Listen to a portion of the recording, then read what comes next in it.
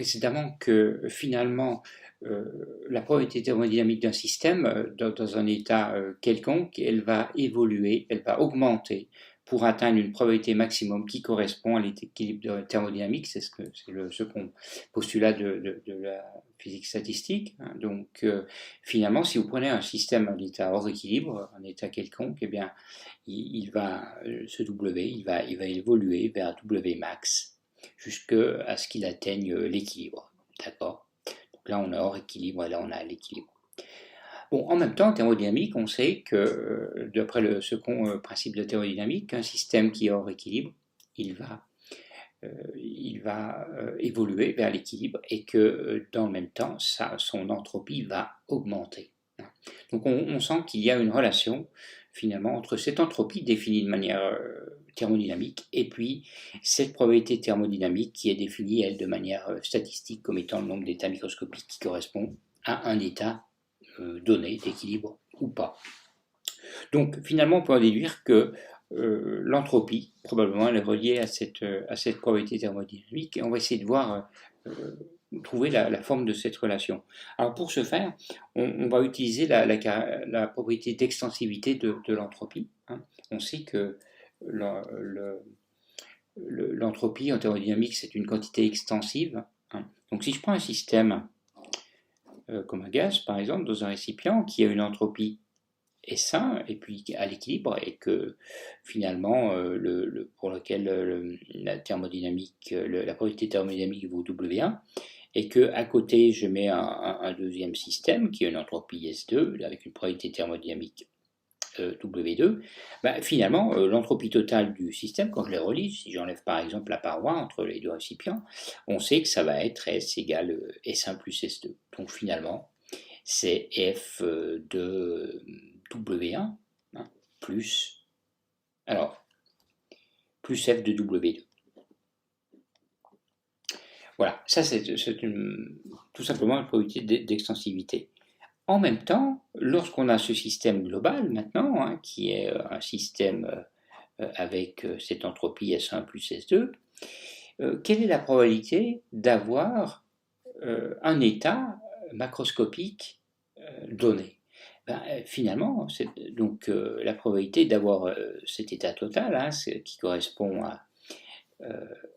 à cette quantité-là, c'est la probabilité d'avoir, donc c'est f de W1 plus f de W2, c'est la probabilité à la fois d'avoir W1, mais aussi W2. Si vous voulez à la fois avoir la première boussole vers le haut et la deuxième boussole vers le haut, il faut que la probabilité d'avoir ce cas, c'est la probabilité thermodynamique d'avoir la première boussole vers le haut fois la probabilité thermodynamique d'avoir la deuxième boussole vers le haut. Et ça vous donnait la probabilité thermodynamique d'avoir un état qui correspond au système global. Voilà, un état macroscopique correspond au système global. Donc finalement, on voit qu'on a une relation entre f de W1 fois W2 et f de W1 plus f de W2. Donc, quelle est la fonction dont la somme est égale, la somme des fonctions est égale à la fonction du produit? On le sait, c'est tout simplement le logarithme. On voit bien que le log de W1 plus le log de W2, ça fait le log de W1 fois W2. Donc finalement, cette entropie, qui est cette quantité, ici, cette entropie, on va dire, donc ça c'est le f de W, c'est la probabilité thermodynamique d'avoir un état donné du système, ce S, c'est finalement le log de W. Voilà. Donc, et il y a une constante qu'on va appeler K pour l'instant, qui relie les deux. Voilà, donc ça c'est une relation importante qui est issue de considérations à la fois liées aux définitions d'entropie en thermo et également au postulat de la physique statistique.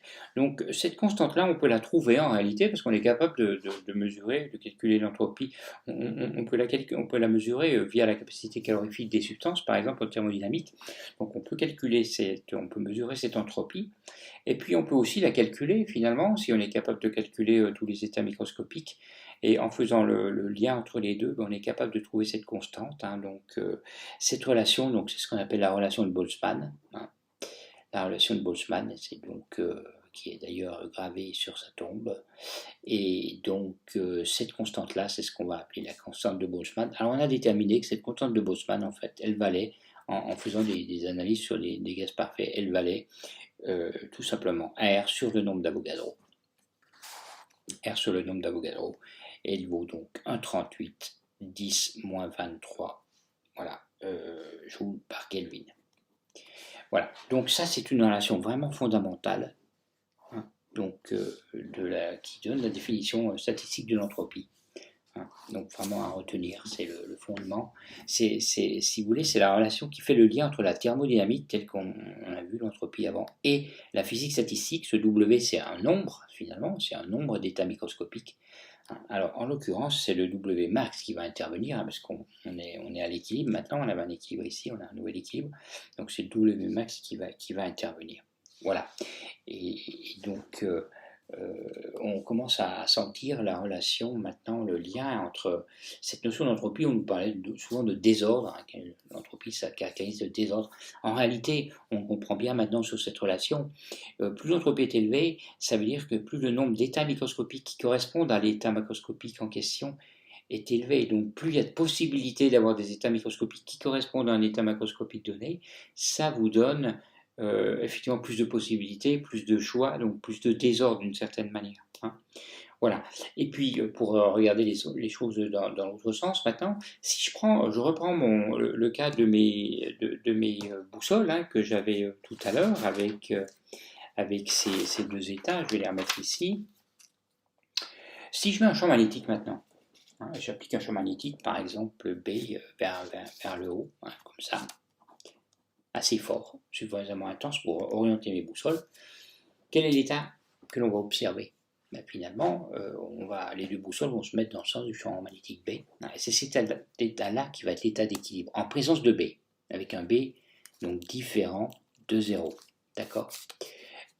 Et donc là, on sait, puisqu'on a toutes les boussoles dans le même sens, il y en a deux, il y en aura une molle, il n'y a qu'une solution pour quand le champ magnétique est très fort, toutes les boussoles sont dans le même sens, il n'y a qu'un état microscopique possible, on le sent bien, qui est cet état avec tous les moments magnétiques alignés. Donc W égale 1, n'est-ce pas? Et le log de W ici, le log de W, log de 1, ça fait 0. Donc on a une entropie nulle. Effectivement, quand il n'y a pas de désordre, quand tout est ordonné, on a une entropie nulle. Et donc ça correspond à la définition, enfin en tout cas à l'approche qu'on avait de l'entropie en thermodynamique. Voilà. Donc cette entropie nulle, eh bien c'est ce qu'on appelle donc lorsqu'il y a un ordre parfait, c'est ce qu'on appelle le troisième principe, le troisième principe de la thermodynamique, hein,